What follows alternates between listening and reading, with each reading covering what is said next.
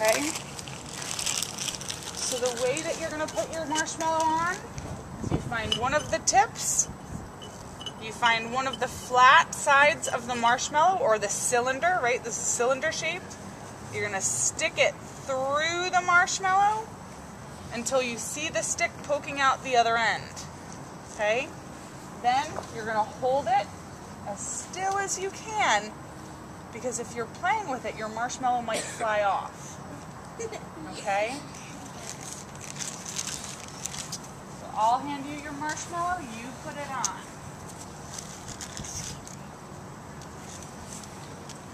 Thank you. You're welcome. Emil, do you want to do one even though you're not going to eat it? I can make one for you. So there's a stick right there, Gianni's stick. It's right next to the camera.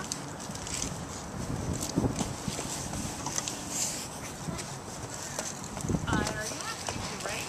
That was a part of the directions when we were walking outside. You're welcome. You're welcome.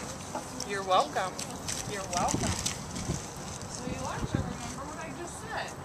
We're not playing with it, right? So I want you to take a look. We have all of this kindling here, and we have this pot that we're going to put our fire in. Why do you think we're going to keep our fire in the pot? Because I think if we put it on the ground, it's gonna become bigger. The Like fire fire. could spread. You're right. Any other reasons why we might put it in the pot? Because Brianna? it might burn the floor, and we won't have a rooftop garden. Right. Why do you think we have the hose here? So when we're done cooking our marshmallows, we can turn off the fire. Excellent. Why else? Claude?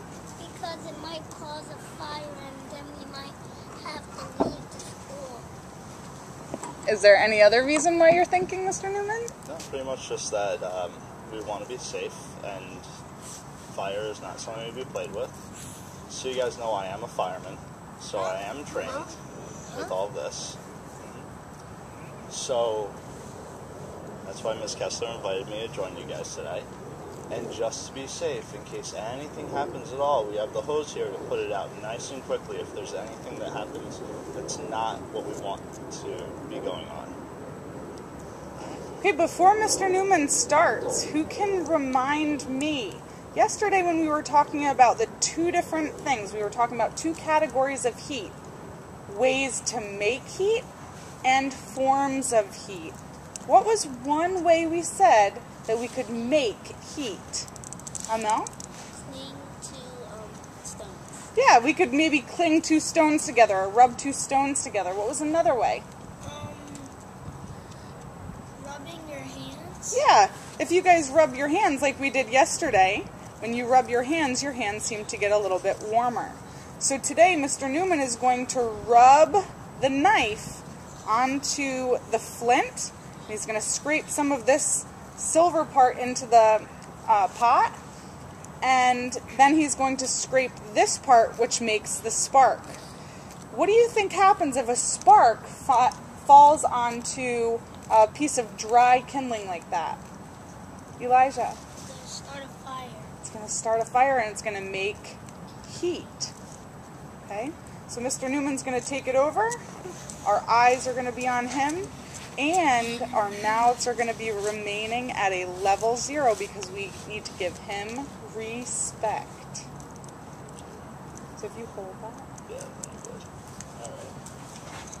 Alright, so, you got a question?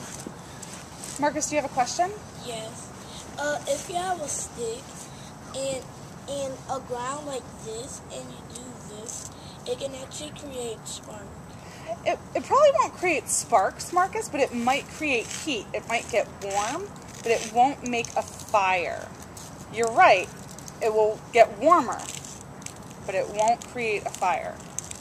Okay, so what I want you guys to do right now is remember what I said about the respect. If you don't remember, you can take a look at Troy or Elijah Mosley. They're holding their sticks quietly. They're not making noise. And they're waiting for Mr. Newman. Alright. Alright guys, so today to make some fire, I actually made up for you last night something called char cloth, and I know no one here is familiar with that. Does anyone know what that is? Yeah? It's like coal, and sometimes when you put it on a grill, it can make fire. Yeah, actually it's really good. Wow, I'm impressed. So this is a great thing to use for a survival technique. We're not going to tell you guys how to make this because this is not something we want you guys making at home. But if you're in the woods, you actually need fire to make a char cloth in the first place. So it's kind of like you want to use it to make fire, but you need a fire to make it in the first place. So it's something that if you're on a long hiking trip and you need to bring fire with you, you need to make a fire at your next campsite, it's a really good thing to make on your first night when you might just have one match. So what we're going to do today is use what's called a magnesium and flint to light fire. Magnesium is really cool because when you chip off the magnesium and make it really, really tiny little bits, and then you hit it with the spark, it goes right up, which is also dangerous, but it's great to use if you're camping. So I guess I'll just start this up. I'm going to be putting the char cloth into the pot because there's a bunch of wind and the magnesium blows all over the place, and we don't want that to happen. So I'll take it out after we get it lit, because what we want to do is we want to get that char cloth actually going, and then we can put our kindling on top of it. And remember, when you're making a fire, you want to make sure that your actual ignition source, whatever it is that you're using to start it with, like the kindling, will be on the lowest point on the bottom of your fire, so that all my kindling is going to go on top of that because heat rises, right? So it makes sense for that to be on the lowest spot. Good question. How are we going to take it out? Fire's already. Well, I'm going to do it really, really carefully, and it's just going to light a little bit of it, and then I want to blow on it, and by giving it more oxygen, it's actually going to feed it. And once I see it actually going, I'm going to put it back in there when it's too dangerous for me to hold, and then I can put the kindling on top of it. Yeah. I was just doing those. That's going to go right on top of this. Alright, let's see if I can show you guys on the side how the magnesium works. I'll show both sides, but because of the wind, you guys can't see inside of there. Let's see if there's any little scrapes that are still around here, but if it hits those little pieces on the ground, they just ignite like crazy, even though this just does that. You guys saw even more on there, right? Now for everyone over here, you can see that.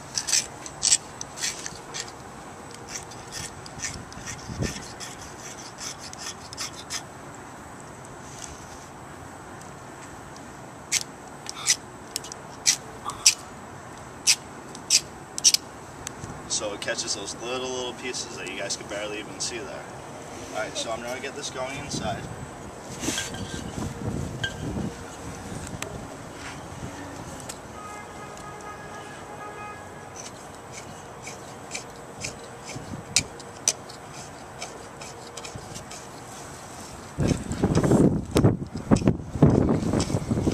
So my pot's right now blocking the wind from hitting the char cloth and the magnesium that I'm putting on it, because there's such really little pieces, they just fly everywhere, and you want to get them in a really tight area inside of it.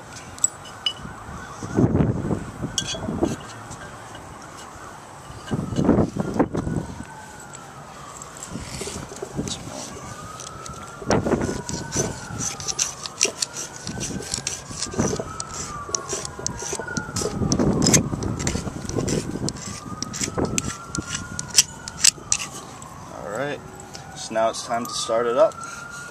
Alright, I'll take it out right after we get it going.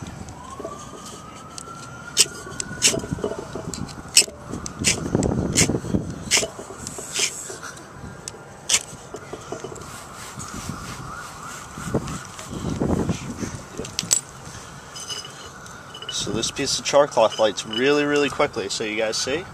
It's already going.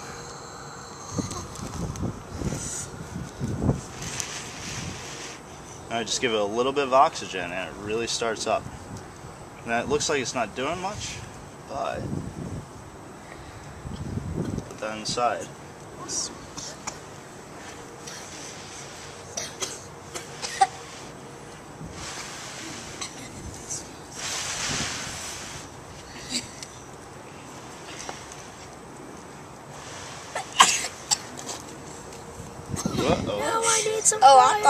I thought my marshmallow was on fire. All right, boys, walk to the line. Wow, good listeners.